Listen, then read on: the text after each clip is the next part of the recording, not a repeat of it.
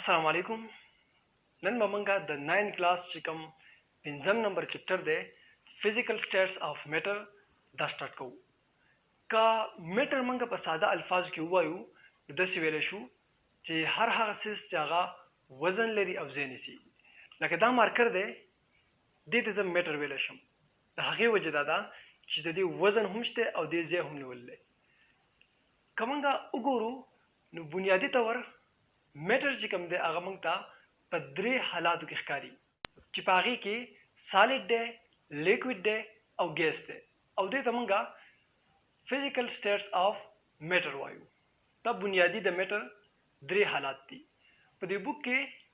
اول په سر ګیس چې کوم سټیټ هغه ډسکس شوی دی نو سټارټ ته دې نه اخلو او شارټ خبرې پکې کوو که د ګیس نه علاوه زه خبره د سالډ نه شروع کوم نو دا خبره به ډېره زر سپینه شي او اسانه وي سالډ سټیټ چې کوم دی هغه هم د مالیکیول نه جوړ دی لیکوډ سټیټ چې دی هغه هم د مالیکیول نه جوړ دی او کوم ګیسیس سټیټ چې دی هغه هم د مالیکیول نه جوړ دی خو په سالډ کې چې کوم مالیکیول دي د هغې په منځ کې څه فورسز دي څه قوتونه دي چې هغه یو بل ته د مالیکیول ډېر زیات نږدې کوي ډېر په زور یې راکاږي لکه مثال په طور دا زموږ سره دو مالیکیول دي نو د دې مالیکیول په منځ کې به فورسز دي هغې فورسز ته ویل کېږي انټر مالیکولر فورسز نو که مثال په طور موږ د سالډ خبره کوو که دا سالډ دي نو په دې کې چې کوم دا انټر مالیکولر فورسز دي چې کوم ته د دو مالیکیول په منځ کې دي هغه ډېر زیات سټرانګ دي د ډېر سټرانګ د وجې نه هغې یو شکل جوړ کړی چې هغې ته موږ سالډ وایو که بل طرف ته موږ د لیکوډ خبره وکړو نو په هغې کې چې کوم د انټر مالیکولر فورسز دي هغه په نسبت د سالډ په نسبت د ټوس ډېر زیات کمزوري دي او که چېرته مثال په طور موږ د دې ګیس خبره وکړو نو په ګیس کې بیا په نسبت د سالډ او لیکوډ بې حده کمزوري دي او د هغې د ډفرنس د وجې نه دا مختلف سټیټس چې کوم دی هغه مخې ته راغلي دي اوس راځو چې ګیسیس سټیټ وپېژنو چې دا څه ته ویلی کېږي نو موږ په اسانه داسې ویلی شو چې د سټیټ آف میټر د مادې یا د میټر هغه سټیټ یا هغه حالت in which the molecules are far away from each other چې په هغې کې چې کوم مالیکیولز دي هغه د یو بل نه ډېر زیات لري او د هغې وجه سره د هغې وجه دا ده چې there is very weak intermolecular forces of attraction between them د هغې وجه دا ده چې د ګیس چې کوم مالیکیولز دي د هغې په منځ کې چې کوم دنني قوتونه دي کوم انټرمالیکولر فورسز دي هغه ډېر زیات ویک ډېر زیات کمزوري دي لکه په سالډ کې داسې ده چې کوم مالیکیول دی د هغې په منځ کې د انټرمالیکولر فورسز ډېر زیات سټرانګ دي او د هغې سټرانګ فورسز له وجې د مالیکیول یو بل ته ډېر زیات نږدې خو په ګیس کې موږ دا خبره وکړه چې په دې کې چې کوم انټرمالیکولر فورسز دی هغه ډېر زیات ویک دي نو دې وجې نه مالیکیول چې کوم دی هغه یو بل سره نږدې نه وي یو به په اشنغر کې ناسي بل به په کالام کې او بل به په چکېسر کې مالیکیول د یو بل نه ډېر زیات لرې لري او د هغې وجه دا ده چې په دې کې چې کوم انټرمالیکولر فورس دی هغه ډېر زیات ویک دي د ګیسیس سټیټ باندې مختصر خبرونه بعد اوس موږ د ګیسز چې کوم مثالي خصوصیات دي هغه ډسکس کوو نو ټاپک دی ټیپیکل پراپرټیز آف ګیسز اول په سر راځو انډیفینټ والیوم آف ګیس ته ګیس چې کوم دی د هغې چې کوم والیوم دی هغه به ډیفینټ نه وي والیوم څه ته ویلی کېږي که مثال په طور زه ووایم چې د دې سیز والیوم څه دی زما مطلب به دی چې د دې دا اوږدوالی څومره دی دې سره سره د دې دا پلنوالی څومره دی او د دې دا دنګوالی څومره دی نو دا چونکې سالډ دی نو د دې خاص والیوم چې کوم دی هغه شته یعنی اوږدوالی هم ښه شته دې سره سره پلنوالی هم ښه شته او دنګوالی هم ښه شته او د هغې وجې دا ده چې په دې کې چې کوم انټرمالیکولر فورسز دي هغه ډېر زیات سټرانګ دي نو د هغې د وجې نه هغې خاص والیوم جوړ کړلی خو که ګیس ته وګورئ نو په ګیس کې هرګز داسې نه ده. په ګیس کې چې کوم انټر مالیکولر فورس دی هغه ډېر زیات ویک دي، نو د دې وجې نه د هغې خاص والیوم نه وي. که موږ ګیس مثال په طور یو کانټینر ته وغورځوو چې په ګیسز کې چې کوم انټر مالیکولر فورس دی هغه ډېر زیات ویک دي، چې د هغې د وجې نه مالیکول چې کوم دي هغه به په یو خاص ځای کې نه جمع کېږي، بلکې یو به یو ځای، بل به بل ځای او بل به بل ځای. دوی ته موږ وایو انډیفینټ والیوم. نو دا د ګیس یو خاصیت دی. دویم چې کوم خاصیت دی هغه دی انډیفینټ شیپ، او د دې لاجیک هم دغه دی چې په ګیس کې دننه انټر مالیکولر فورسز چې کوم دی هغه ډېر زیات ویک دي، چې د هغې د وجې نه کوم مالیکول چې دی هغه منتشري خواره واري، او چې کله خواره واري د هغه خاص شکل بیا نه وي. نو دې وجې نه د دې ګیسز چې کوم شکل دی هغه انډیفینټ دی. که مثال په طور موږ د سالډ خبره کوو نو سالډ که مثال په طور دا بورډ خبره وکړو نو دې یو خاص شکل جوړ کړی دی، ریکټانګولر شکل جوړ کړی دی. یا تاسو سالډ که تاسو وګورئ نو په ډېر شکلونو کې نور هم لیدی شي، لکه تاسو په مربع شکل کې لیدی شئ، دې نه علاوه په تکون شکل کې لیدی شو، دې نه علاوه د پتنګ په شکل کې لیدی شو، د دې نه علاوه د سلنډر په شکل کې لیدی شو. نو په مختلف شکلونو کې هغه موجود دي. د هغې وجه دا ده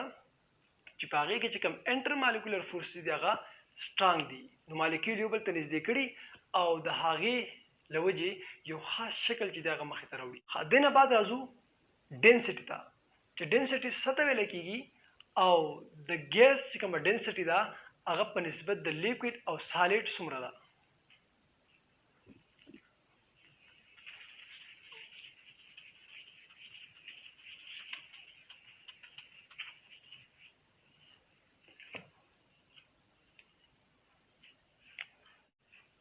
ډینسټي ویلی کېږي ماس پر یونټ والیوم، یا ډینسټي ته موږ وایو وزن. وزن ورته موږ وایو.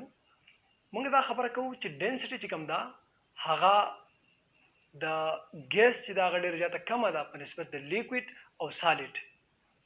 د هغې وجه دا ده که مثال په طور د سالډ والیوم تاسو وګورئ نو په هغې کې چې دننه کوم کوانټټي اف میټر دی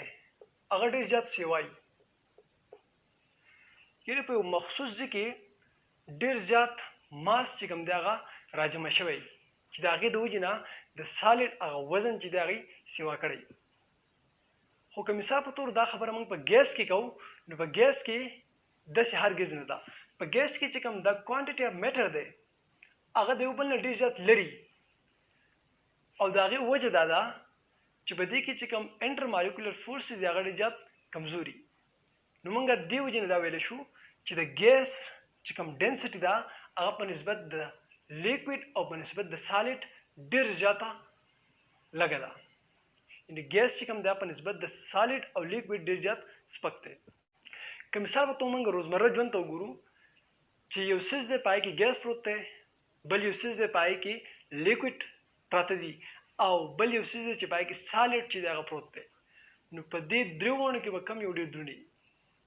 نو ظاهره خبره ده چې سالډ چې دی هغه به دروند وي په نسبت د لیکوډ، او لیکوډ چې کوم دی هغه په نسبت د ګیس دروند وي. نو مطلب دا دی چې ګیس چې دی هغه ډېر سپک دی. دې نه بعد راځو کمپریسیبیلیټي ته. موږ دا خبره کوو چې ګیس چې کوم دی هغه ډېر زیات کمپریس کېږي. لکه مثال په طور دا یو کنټینر دی، په دې کې ګیس مالیکیول دي. نو که مثال په طور په دې باندې ما داسې پرشر اپلای کو د ګیس مالیکیول چې کوم دي د دوی والیوم به کمیږي، او د دې لاجیک هم دا دی چې د دې په منځ کې چې کوم انټر مالیکولر فورس دی هغه ډېر زیات ویک دي، نو د هغې د وجې نه چې کوم سپیسز دی هغه ډېر زیات سیوا دي. نو چې کله پې زه داسې پرشر اپلای کوم نو په دې کې چې کوم سپیسز دی هغه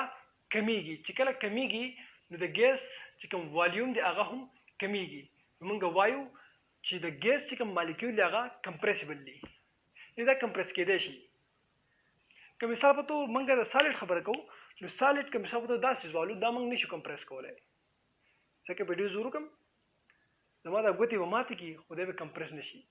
د هغې وجه دا ده چې د دې په مالیکول په منځ کې چې کوم سپیسز دی هغه ډېر کم دي. خو که مثال په توګر موږ د ګیس خبره کوو، نو ګیس زه په اسانه باندې کمپریس کولی شم. د هغې وجه دا ده چې د هغې مالیکول په منځ کې چې کوم سپیسز دی هغه ډېر زیات سیوا دي. د indefinite volume, indefinite shape, density او compressibility نه بعد diffusion ډسکس کوو. diffusion ویل کېږي چې کله مالیکول چې کوم ځای کې سیوا دي د هغه ځای نه یو داسې ځای ته ځي چې هغه ځای کې هغه کمي. لکه مثال په طور دلته کې ما عطر ولګول، نو دا کومه خوشبو چې ده دا به دلته نه پاتې کېږي بلکې په دې ټوله کمره کې به خورېږي. دې پراپرټي ته ډیفیوژن ویل کېږي. دا پراپرټي په سالډ کې نه موندل کېږي. مثال په طور دا سالډ دی، نو دی چېرته هم ډیفیوژن نه کوي، دی به تدریج نه هلته نه ځي. خو که مثال په طور دلته کې ګیس دی، نو هغه به دلته نه پاتې کېږي بلکې تدریج نه به هغه ځای ته ځان رسوي. دې ته ویل کېږي ډیفیوژن. نو په ګیس کې ډیفیوژن کېږي. دویم څیز دی افیوژن. افیوژن داسې دی چې مثال په طور ګیس چې کوم دی هغه په یو بند څیز کې بند دی، نو که په هغه بند څیز کې وړوکی غونته کې سوری، نو ګیس چې کوم دی د هغې سوري په ذریعه باندې د هغه بند څیز نه ځان وباسي. دې ته ویل کېږي افیوژن. په ډیفیوژن او افیوژن کې ډېر فرق نشته. که مثال په طور کولاو ځای او په هغې کې د ګیس چې کوم مالیکول ځي هغه د هایر کانسنټریشن نه لوور کانسنټریشن ته ځي، مطلب کم ځای کې سیوا دي د هغې نه هغه ځای ته ځي چې کم ځای کې کم دي، دوی ته ویل کېږي ډیفیوژن. خو که مثال په طور موږ د یو کلوز کانټینر خبره کوو یا د یو کلوز سیس خبره کوو، نو په هغې کې چې کوم واړه واړه سوري دي که چېرته د هغې په ذریعه باندې ګیس د هایر کانسنټریشن نه لوور کانسنټریشن ته ځي، نو هغې ته بیا افیوژن ویل کېږي. اوس که موږ وګورو مثال په طور چې کباب دي هغه په تیلې کې بند دي، نو په موږ باندې بیا هم بین لګي. د هغې وجه دا ده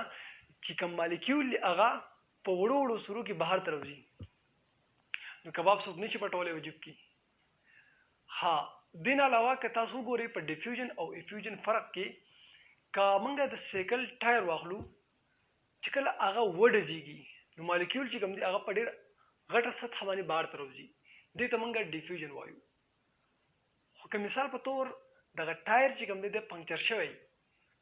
نو په پنکچر ټایر کې واړه واړه سوري چې د هغې نه مالیکول بهر طرف ځي، نو دغې ته افیوژن ویل کېږي. دې نه بعد پرشر ډسکس کوو. پرشر موږ داسې وایو چې پرشر برابر دی د فورس پر یونټ ایریا. مطلب دا دی چې په یو ځای باندې فورس قوت اپلای کول. لکه مثال په طور دا یو ایریا ده، په دې باندې زه فورس اپلای کوم، نو زه پرشر چې دی هغه مخې ته راولم. که موږ مثال په طور د ګیس خبره وکړو، یو کانټینر دی په هغې کې دننه ګیس مالیکولز چې دی پراته دي، نو ګیس مالیکول چې دی هغه همیشه په منډه باندې. د هغې وجه دا ده چې د هغې په منځ کې چې کوم انټر مالیکولر فورس دی هغه ډېر زیات کمزوري دي، نو هغه یو بل کلک نشي نیوی، خو همیشه څه سي نو ښه په دبا کې منډې وي. نو په دې منډه کې د یو بل سره هم جنګېږي چې په یو بل باندې پرشر اپلای کوي، او د هغې سره سره د پرشر چې کوم دی هغه په کانټینر باندې اپلای کوي. لکه څنګه د دې چې ځان جنګوي، نو یو خاص فورس چې کوم دی هغه اپلای کوي په دې ایریا باندې. نو موږ وایو چې دی په دې کانټینر چې کوم وال دی په هغې باندې هم پرشر اپلای کوي.